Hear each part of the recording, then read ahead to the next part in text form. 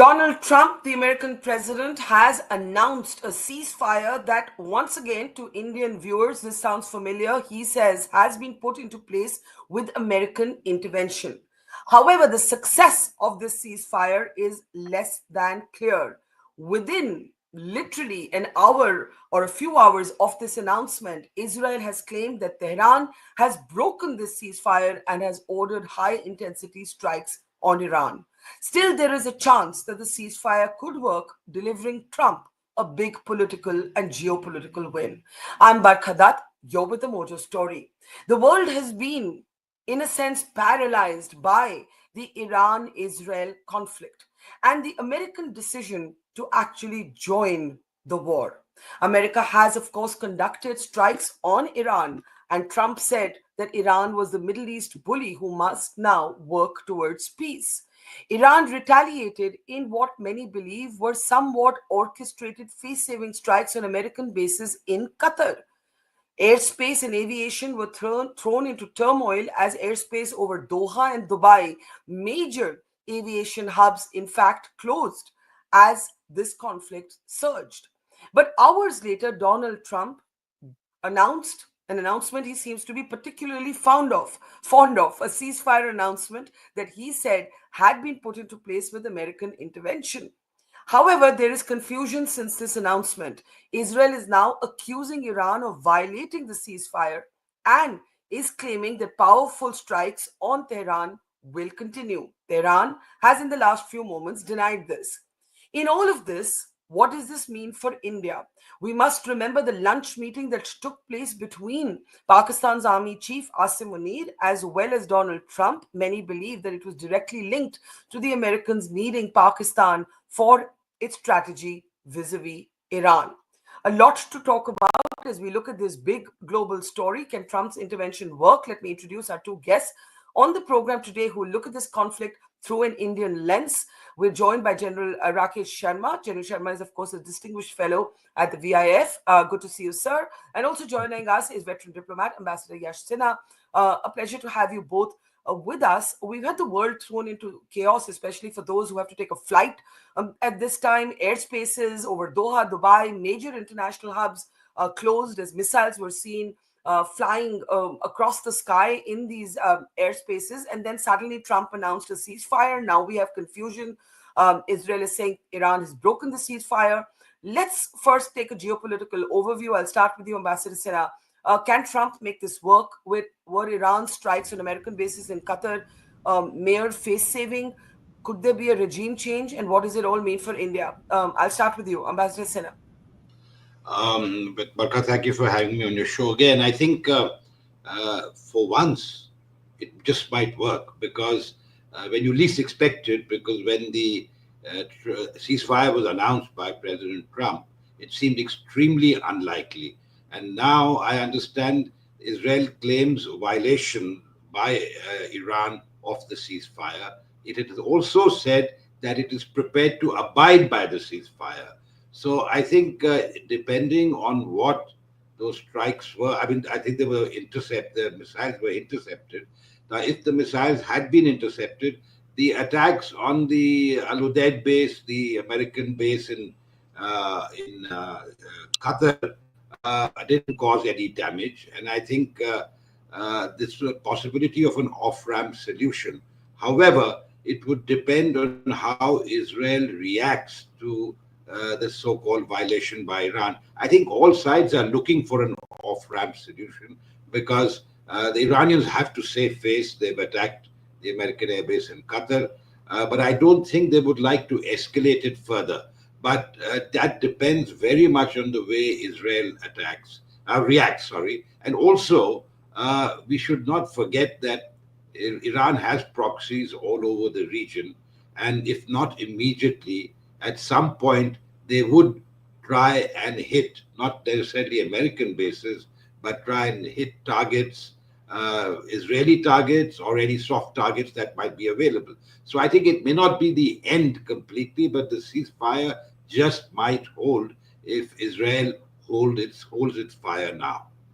Right. General Sharma, at the moment, Israel is at least rhetorically not holding its fire. We have a statement from Israel saying that Iran has broken the ceasefire and high intensity strikes have been ordered on Tehran. This is moments after Netanyahu agreed to quote unquote a complete halt once Donald Trump had made the announcement. How do you see the situation? Do you agree that for once Trump might be making sense?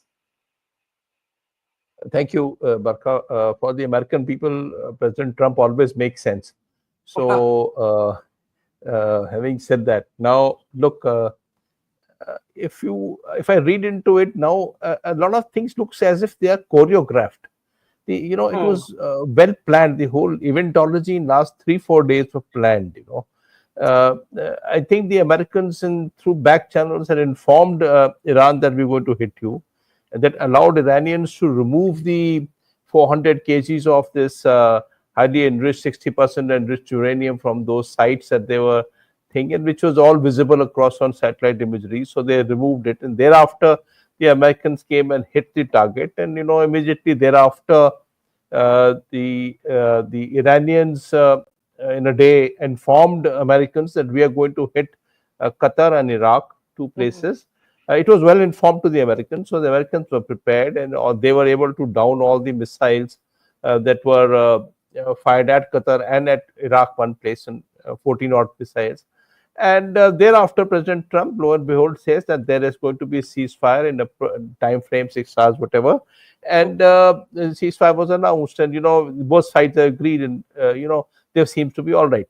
Now, the latest thing that has come out, as rightly being pointed out, it's come out through the defense minister of Israel, Israel Katz, who said that there has been the Iranians have launched 2 missiles.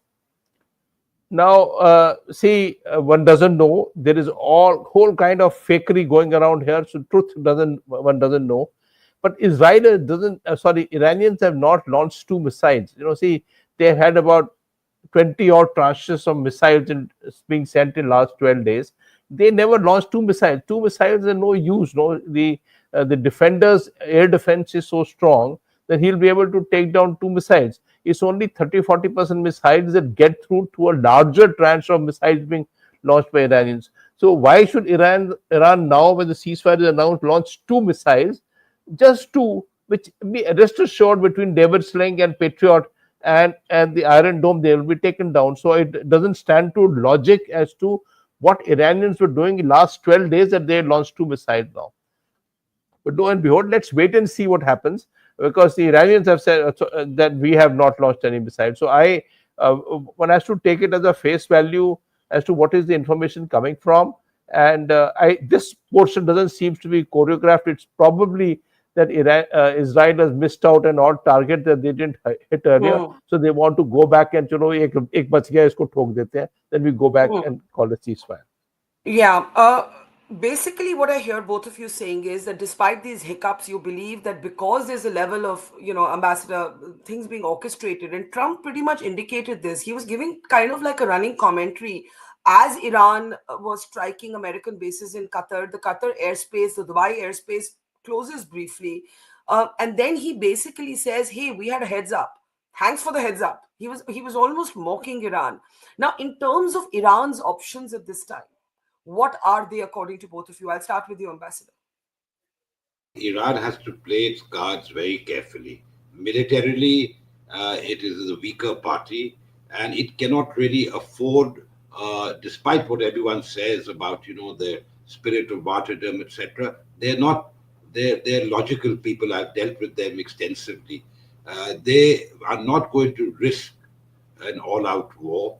And if there is an off-ramp solution which preserves whatever vestiges of honor they have left, then they would take that. And also, what is most important is regime preservation, because that is the foremost on their minds. So, for that, they would need to come up with some sort of solution which would, one, end the military conflagration, and two, give them an honorable way out. Now, if they have removed their enriched uranium from Fordo and other sites, then the game obviously is not over as far as the nuclear so-called attempts to acquire nuclear weapons are concerned. So then the IAEA will again come into play. There will have to be negotiations.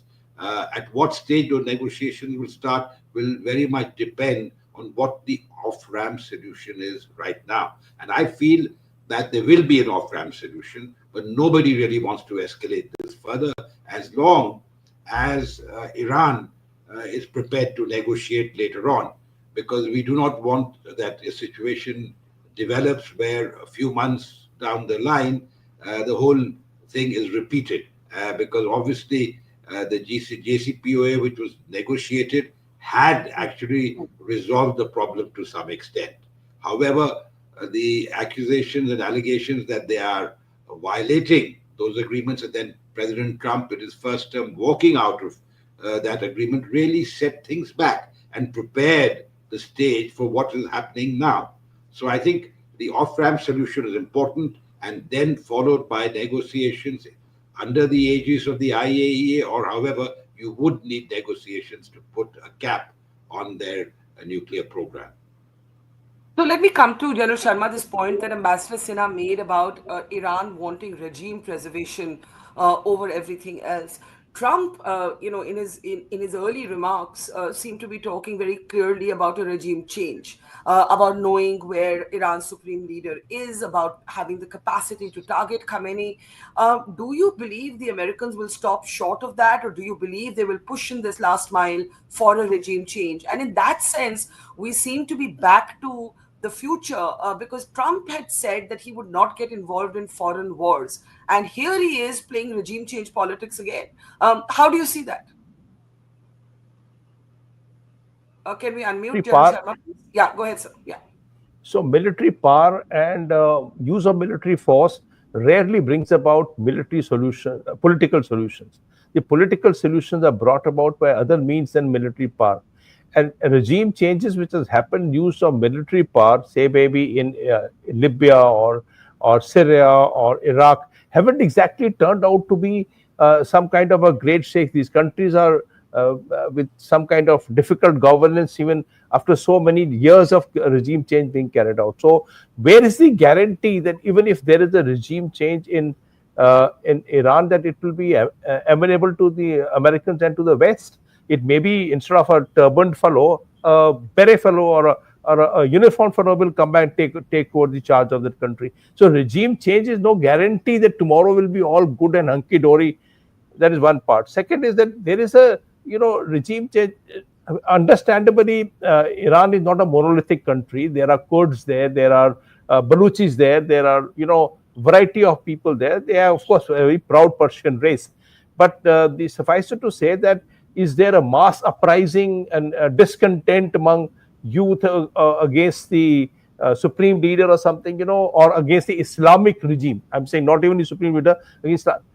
Doesn't seem to be true. I think all these 12 days, they would have rallied, the people would have rallied with the government existing, because of they've seen two great powers, Israel and United States, hitting them hard. It would have brought about much more cohesion than would been existing previously prior to these 12 odd days. So I would say that at this juncture, it would be clear to both Israel and United States that regime change is out of question. And if you take the regime out of the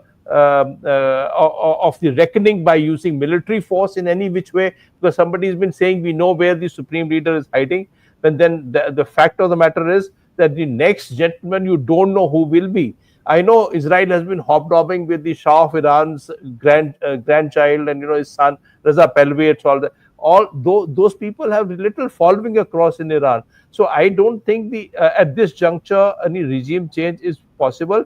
A destabilization could have been possible in case there have been some kind of riots brought about in the country, which has happened.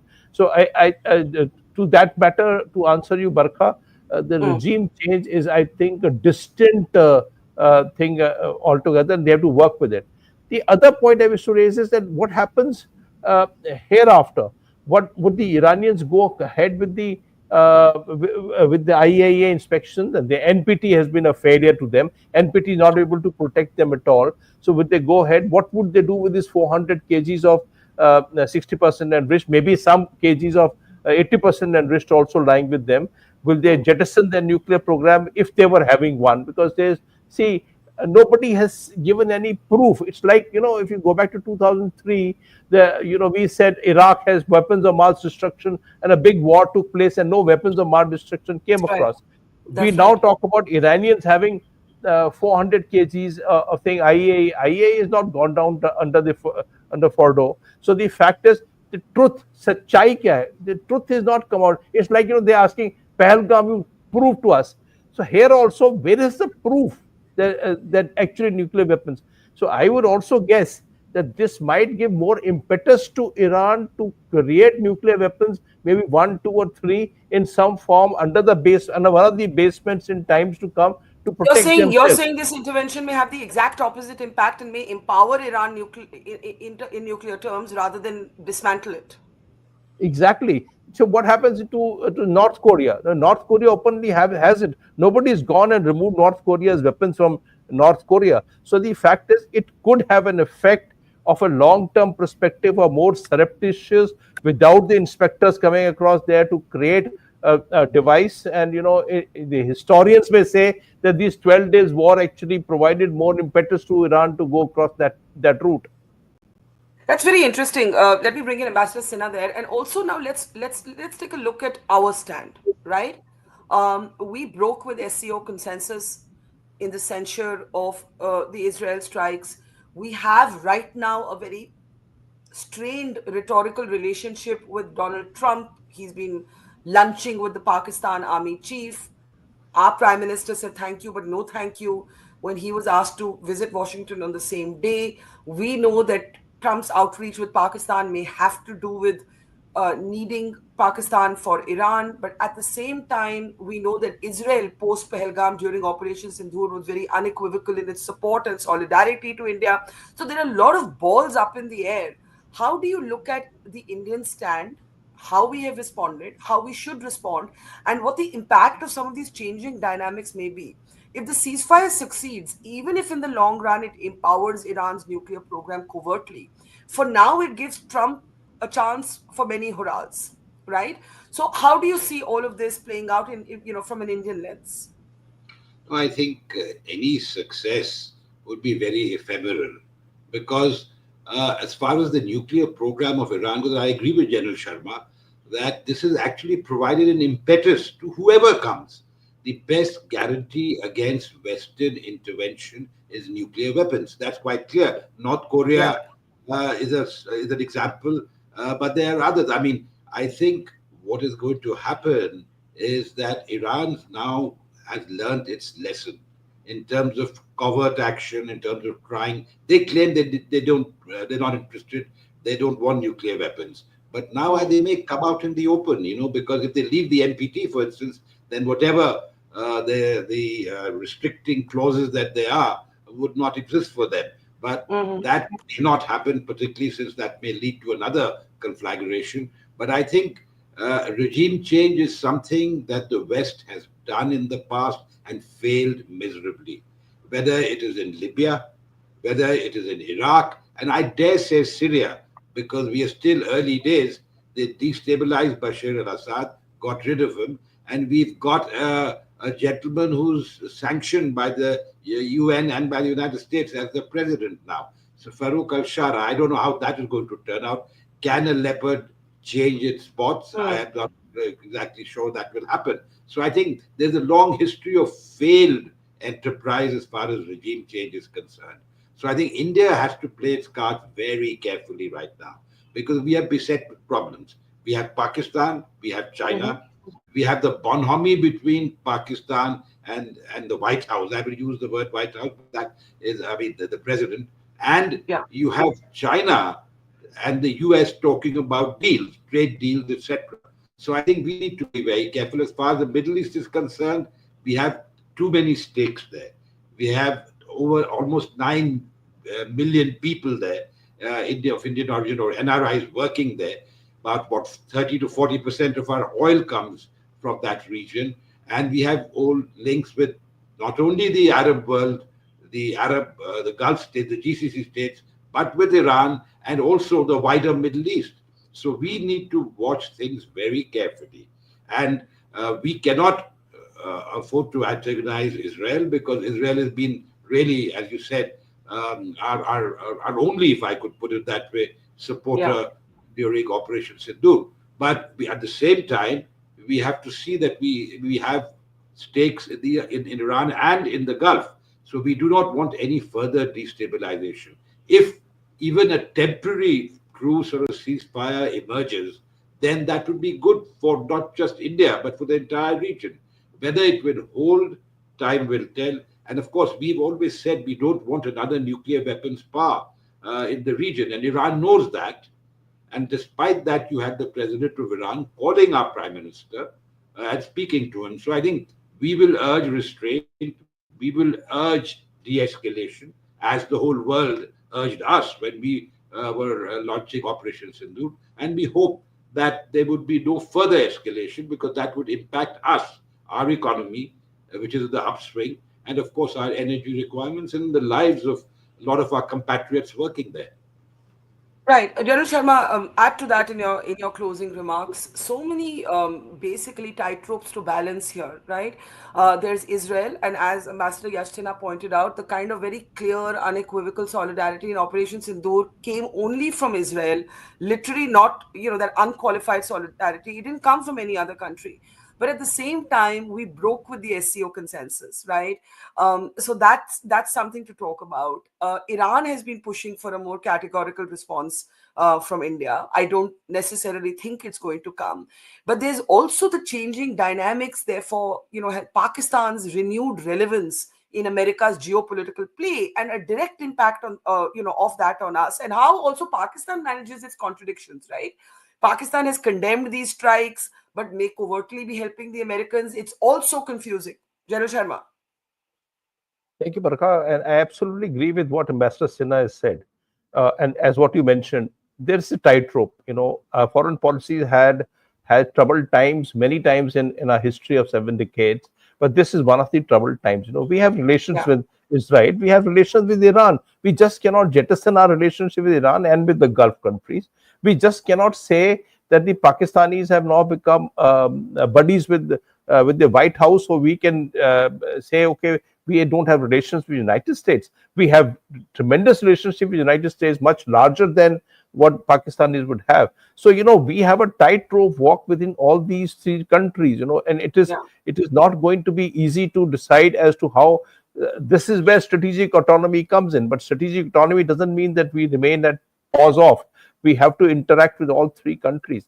I also wish to state is about this Pakistan bonhomie with Trump, with President Trump, and also with the White House. The fact of the matter is that they have relationship. There is a deep state in United States which supports Pakistan for a very long time. Historically, there has been a support, and they do take advantage of whichever way. It is more transactional in nature. When the transaction finishes, then the Pakistanis are left to lurch by the Americans, and this happened so many times in history Mm. that they don't want to deal with them, and thereafter, it is thing. So there is no hyphenation here.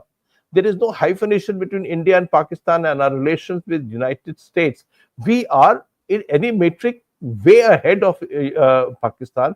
We have relationships which are multifarious, go beyond military. There are so many issues which are things. So we should leave Pakistan alone and let them continue their transactions that they do. We have to have our own ideas clear as to what relationship we need to create with the United States. I'll end by saying that sometimes we might have to redefine issues here. So JD Vance, the Vice President JD Vance did ring up during Op Sindoor. He rang up the Mm. Prime Minister. So did Marco Rubio, called up the External Affairs Mhm. Minister. There would have been other channels of communication during Op Sure. Sindoor. We finally said, okay, it is only possible when Pakistani request us that we will have a ceasefire. But it is not that the Americans were not involved in those 4 5 days in some back channels to say Of bring course. about peace here. So while the Americans did not broker the peace, but they did work behind the scenes, and it may be right to acknowledge that President Trump and his staff did work to bring about some kind of peace here. They did not want it to be escalated, and to do that, there were many channels of communication. So while we state that bilateralism was the one where the DGMO rang up. But to say that the Americans were not involved totally will not be right, and we need to maybe make a few amends on this one. Okay, that's an interesting point, Ambassador Sinha. I can see you agreeing. Do you believe that our Yeah, positioning I on just, I Trump's just, role in Op Sindhu needs to be calibrated a bit? I think the word is facilitation and not mediation. So Right. certainly the Americans facilitated, and they've done it in the past, whether So, after Kargil, even at Balakot, if you remember, even in yeah, Balakot when Abhinandan, our yeah. IF officer was in custody. So I think they facilitate. They don't. We don't. We won't accept mediation. But it's not just the Americans that facilitated. If you recall, the Saudis, the Iranians, the Saudi vice Yeah. foreign minister was here. It's in town. The foreign minister of Iran. So I think all countries who are interested in this region, who have good relations with both countries, would urge restraint and de-escalation. So that is, in many ways, facilitation. And the US would have certainly facilitated a conversation, but they certainly didn't mediate. And that the Prime Minister clearly, in his statement since, but also in his Yeah. telephone conversation with Trump, made very clear. So I think there we shouldn't have any doubts. And as the Americans do try and persist, there will be consequences. And I think those consequences, I'm sure, they're aware of. Because as General Sharma said, India, there's no comparison. I mean, India is the fifth largest economy, about to become the fourth largest economy, and trade deal or no trade deal. I mean, frankly, in Hindi, we have this word called hawa. This trade deal should not be a hawa, I mean, Yeah. we should have the confidence of not getting cowed down by threats, I mean, even made at the highest level, because our economy is doing well. We've got to do a trade deal with the EU. I hope there are many other players, not just one player. So I think we need to be far more self-confident and self-assured. And as far as the US is concerned, I agree with General Sharma. It's a transactional relationship with Pakistan. It's a strategic relationship with us. And even though there are ups and downs, I think both sides realize what is in their best interest. All right, we leave it there. I think the only thing in the context of Trump's claims in Operation Sindoor was just not distinguishing between back channeling and front channeling. Every major conflict between India and Pakistan, or indeed around the world, has seen the rest of the world get involved, especially when it involves two nuclear nations. I don't think Sindoor was any different. I think it was the way he presented it as mediation, brokering that peace, as opposed to having a role in the back channels. That probably irked India. Thank you so much. This has been a very educative conversation, gentlemen. Thank you, General Sharma, to Ambassador Sinha. Always a pleasure. And to our audience, thank you, and see you tomorrow. It's great to see you here. Thank you for watching our work. If you haven't subscribed yet, don't forget to click the bell icon and subscribe to Mojo Story and support independent, robust journalism.